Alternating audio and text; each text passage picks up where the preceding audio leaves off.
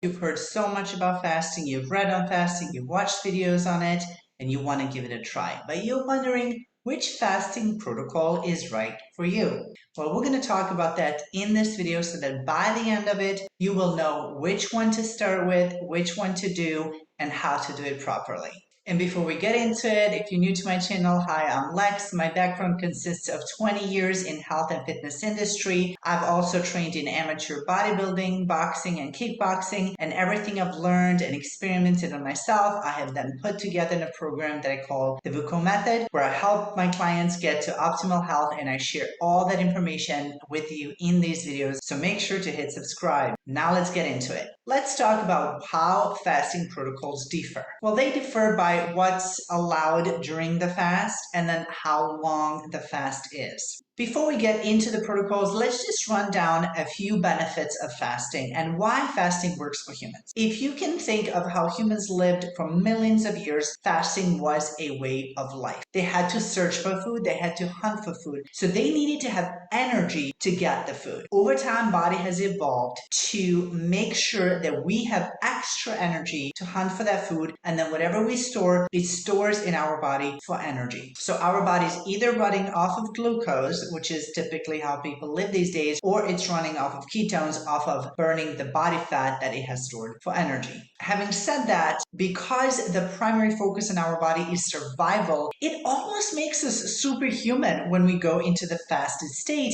because once again, we have to survive, we have to be strong enough and healthy enough to get more food. So some of the crazy awesome things that happen in our body when we fast is every cell of our body cleanses itself. It's called autophagy, and basically all the toxic, not good parts for a cell are cleansed and a cell is left healthy and optimal. The body heals injuries within days. It burns body fat, so anybody who's interested in reducing body fat and having more brown fat, which is the healthy fat, fasting is the answer. It gives you better brain focus and better memory. I told you, it pretty much makes us superhuman because again, all these things are needed to go and get the food in order to survive.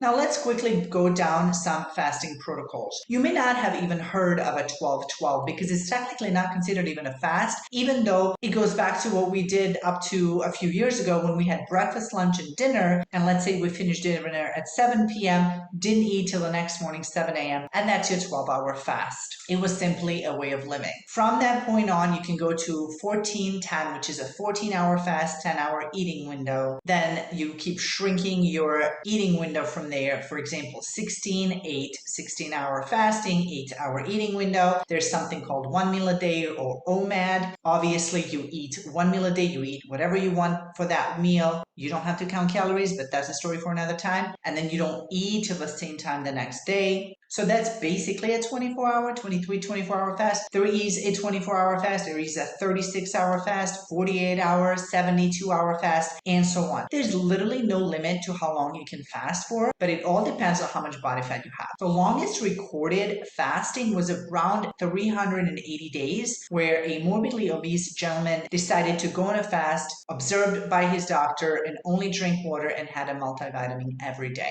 His body had enough body fat stored for him to not eat over a year. There's also something called a 5-2 fast, which means 5 days of the week you eat normally, and then 2 days out of the week that are not consecutive days, you eat up to 500 calories a day. That still falls under the fasting category, even though it's not a time restrictive eating. So again, there's no limit to how long you can fast for, but it doesn't mean they're all always beneficial for you, and I'm going to explain that in a minute. If you have any underlying medical conditions, you do have to talk with someone who knows about fasting, benefits of fasting, the risks of fasting, and your particular medical issue. Obviously, if you're pregnant, breastfeeding, if you have a history of eating disorders, please do not do this on your own. Let's all use common sense here, okay? So when you ask which is the best, it's really hard to say because there's no one size fits all. All of them have advantages and disadvantages. For example, the shorter fasts are easier, they fit your lifestyle easier, every day, ongoing, but they don't bring as many benefits as long longer fasts do.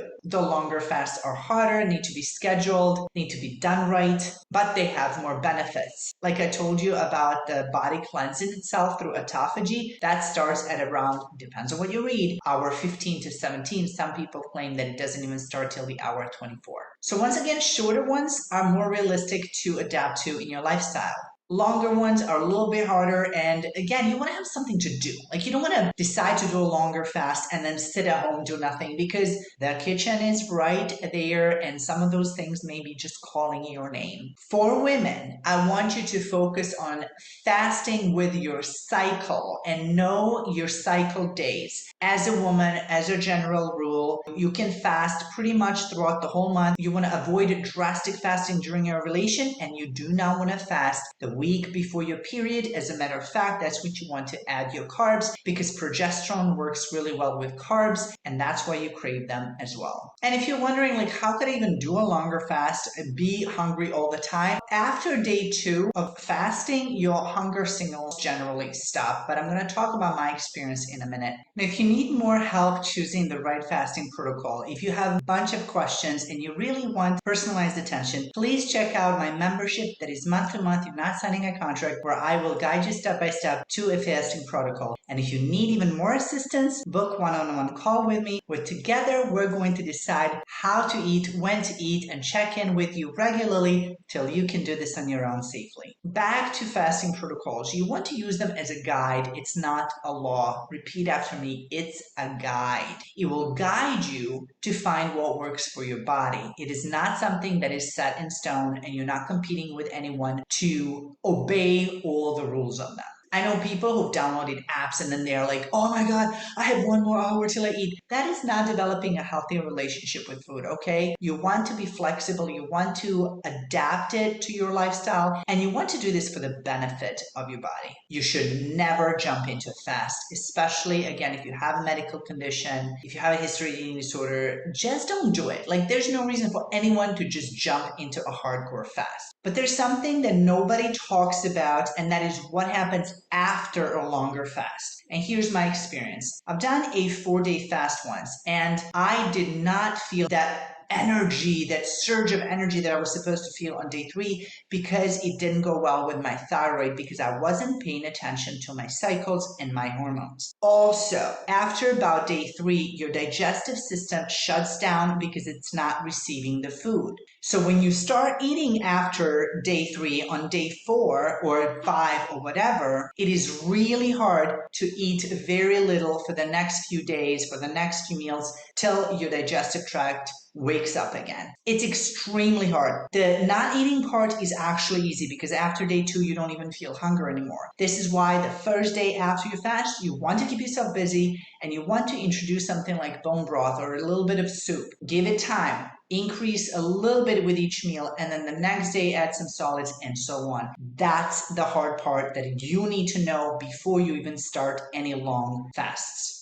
So what about eating or drinking during a fast? What would break the fast? Well, technically a fast is, again, just drinking water and not anything else. However, we're doing this not to compete with anybody or to be perfect. We're doing this to better our body. So some people choose to go for a few-day fast but just drink bone broth and water, obviously. Or some people choose to have some chia seeds every day. They put them in water, they bubble up, and then they go about their day. So these are still technically fast, because you're not really spiking your insulin, and you could stay in your fasted state. You can still get the benefits of fasting, and you can still go for a few days because you're not really shutting down your digestive tract. So again, you have to decide why are you doing this and what's right for you, and then be gentle. So what do I recommend? Well, I recommend starting with 3 meals a day, going to 12-12. After doing that for about a week, you can start shrinking into about 14-10-ish, okay? In ish. I want you to remember the ish part.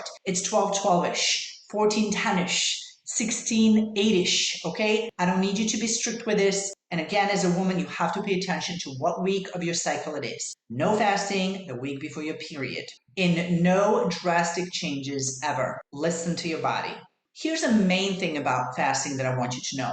You're not trying to fit your lifestyle into a fasting protocol. You are wanting to fit fasting into what you're already doing. So for example, 16-8 may be a doable one for you because you're skipping breakfast, you're already not hungry in the morning, and you're still having dinner with your family. Because remember, food is bonding time for us humans. So if you have an important family dinner, you may need to plan around that. One meal a day is also easier because you don't have to think about food all day long. And again, because it needs to fit your lifestyle, it may change during different seasons. And I'm not talking just cycle for women. I think I've talked about that enough. But when I lived somewhere where we had 4 seasons, summertime was really easy for me to do OMAD. But then fall time, winter time, I increased my eating window. I think I went to about 16-8 because I just wanted to eat a little bit more at dinner. You're home more, it's dark, you kind of want to eat. So what's right for you? It's going to depend on you. I'll tell you, for me, I'm generally really hungry around 10 or 11 a.m. and I can easily eat at that time one meal and I'm not even hungry for the rest of the day. Most people are reversed. Most people are not even hungry till later in the day.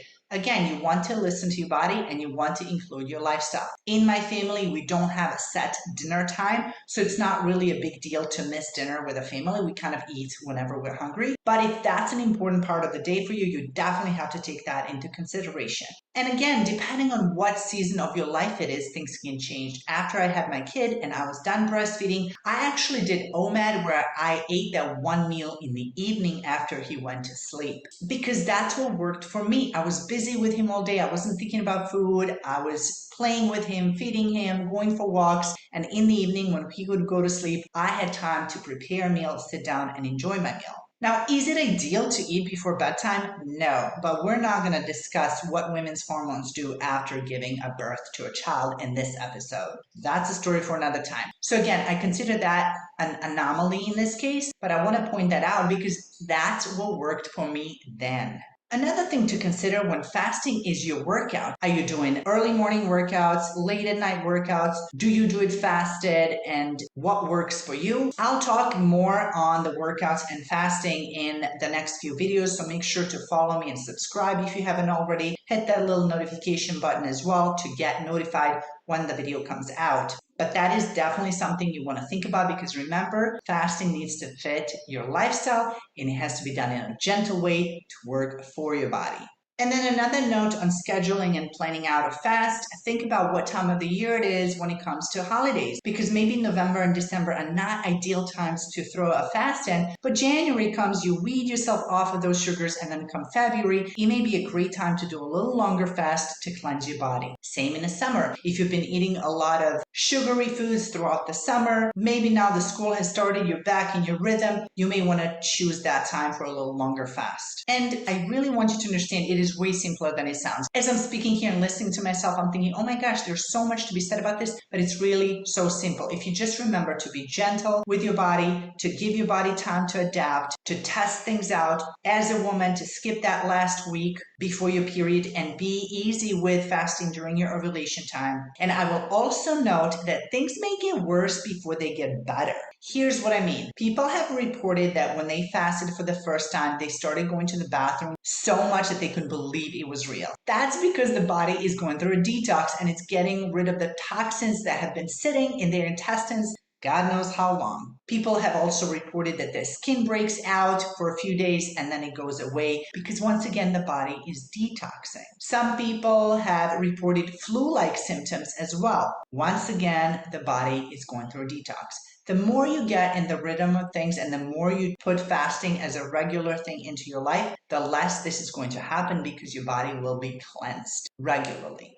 Also, if you're still addicted to sugar and processed foods, it's going to be harder for you to fast. So you may need to look into reducing sugar first before you go into your fast. So let me know in the comments if you fasted, which protocol has worked for you, or if you haven't, which one are you going to start with? Make sure to hit that subscribe button, get the notification for the next video that's coming up, and watch the next video here.